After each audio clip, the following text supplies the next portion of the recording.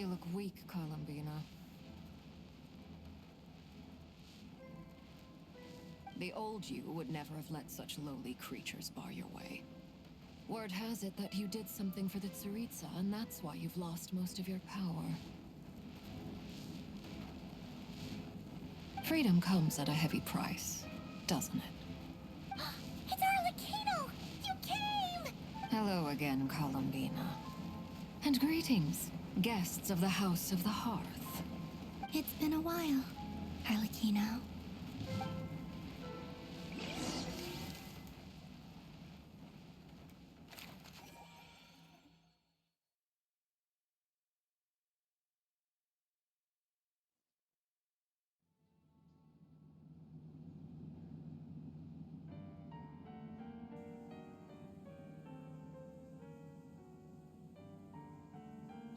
Stupid right here of stupid Solnari.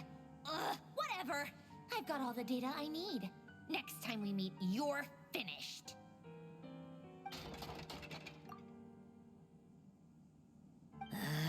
He sure doesn't pull his punches. Excuse me, do you need a hand?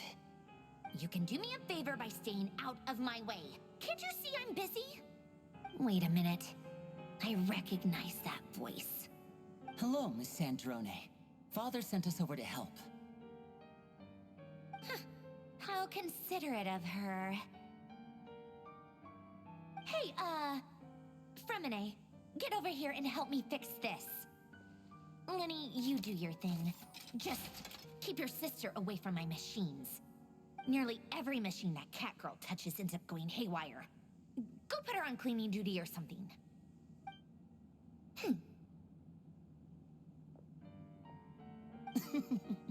Then let's start downstairs. Fremine, we'll leave this place to you.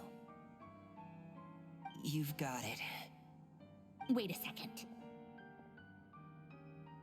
Pretty sure there's still some tea in the cupboard. If you want some, you'll have to make it yourselves.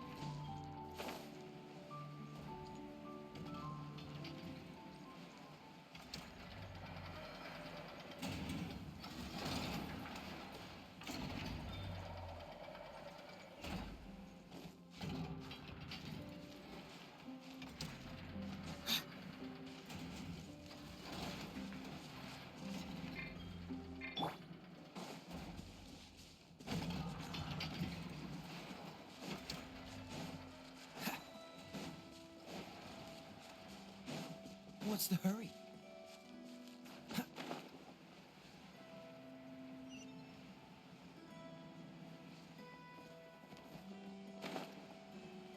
Ah!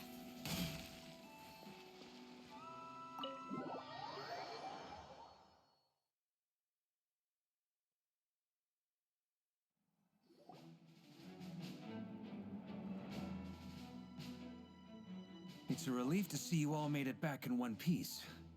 Huh? Feels like there's quite a few people missing. Where's Flint's and the others?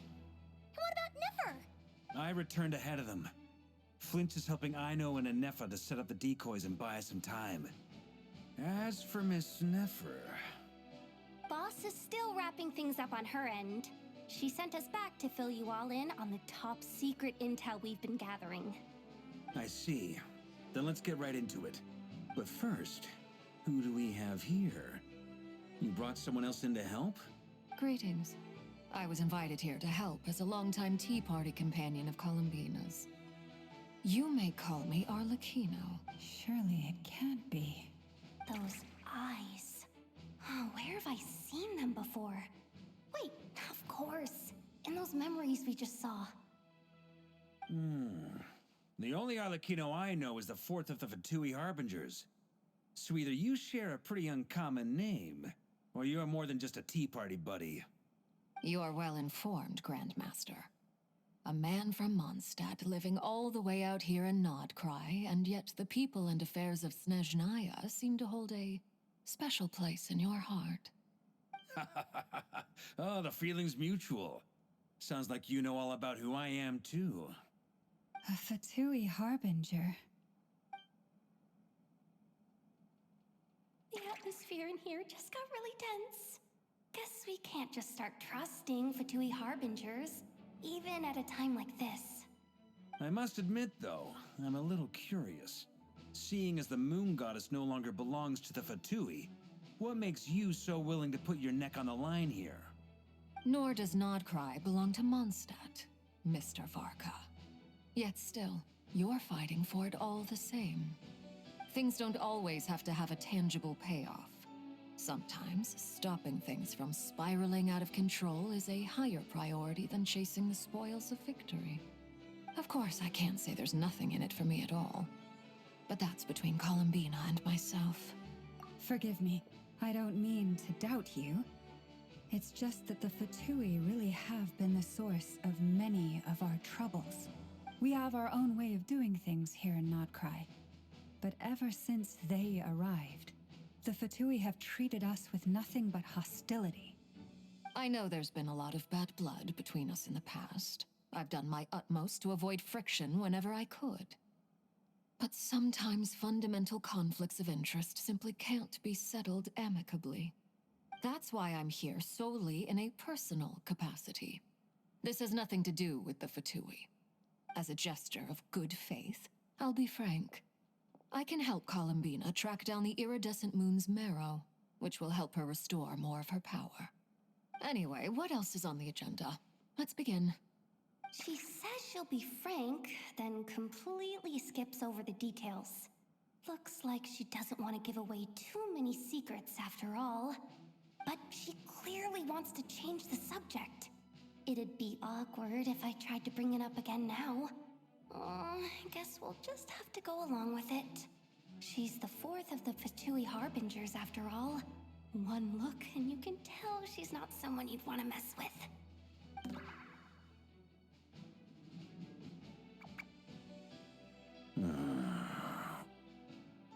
Well, since Miss Arlecchino sounds confident in her ability to handle that, we'll proceed to the next topic. Yehoda, time to share that top-secret intel. All right, listen up, everyone. First, we now know that Rerir was originally a Conrian secret agent whose primary mission was to hunt down and assassinate the so-called Dregs of the Crimson Moon. The Dregs of the Crimson Moon?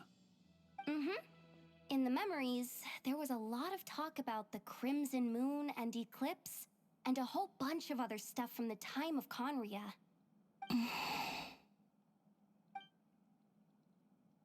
To my knowledge, those were the names of two different Conrian dynasties. Long, long ago, it is said that the people of Conria worshipped the Crimson Moon, drawing a mysterious power from its reflection. But one day, a coup saw the Crimson Moon eclipsed, hence the name of the new dynasty that replaced it, and how it became the new emblem of Conria. Still, long after the Crimson Moon dynasty had fallen, the last ruler of the Eclipse dynasty, the Vinster King, still coveted the secrets it left behind. So, he sent the Rehir of Solnari to secretly hunt down the Crimson Moon's few remaining followers. In those days, Rerir showed no signs of madness. In fact, he was as normal as any other person. Oh, and he had a fiancé, or at least a would-be fiancé, called Tholindis. What's the matter?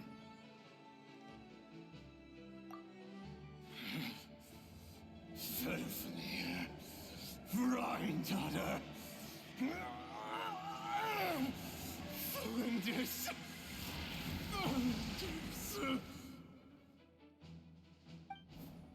Interesting. Anything else? What about this would-be fiancé of his? Do we know anything about her?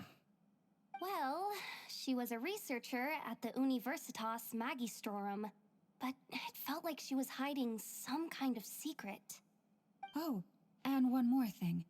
For some reason, Rerear's fragment also contains some of Thelindis' memories, though only a very small portion.